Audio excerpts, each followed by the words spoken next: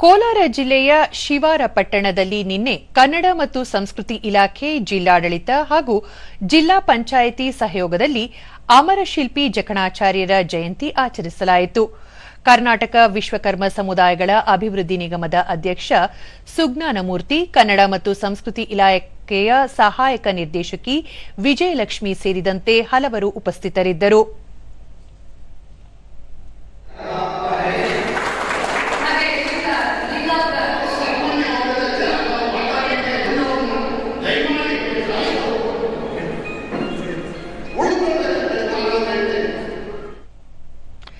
ಶಾಸಕ ನಂಜೇಗೌಡ, ಸರ್ಕಾರ ಎಲ್ಲ ಸಮುದಾಯಗಳಿಗೆ ವಿಶೇಷ ಪ್ರಾತಿನಿಧ್ಯ ನೀಡಿದೆ.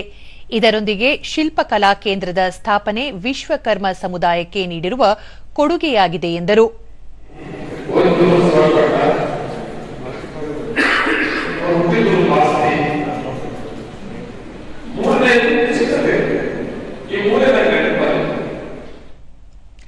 ದೂರದರ್ಶನದೊಂದಿಗೆ ವಿಶ್ವಕರ್ಮ ಸಮುದಾಯಗಳ ಅಭಿವೃದ್ಧಿ ನಿಗಮದ ಅಧ್ಯಕ್ಷ ಸುಜ್ಞಾನಮೂರ್ತಿ, ಶಿಲ್ಪಕಲಾ ಕೇಂದ್ರದಲ್ಲಿ ತರಬೇತಿ, ಕೌಶಲ್ಯಾಭಿವೃದ್ಧಿ ಸೇರಿದಂತೆ ಹಲವು ಸಂಶೋಧನೆಗಳನ್ನು ನಡೆಸಲಾಗುವುದು ಎಂದು ಮಾಹಿತಿ ನೀಡಿದರು.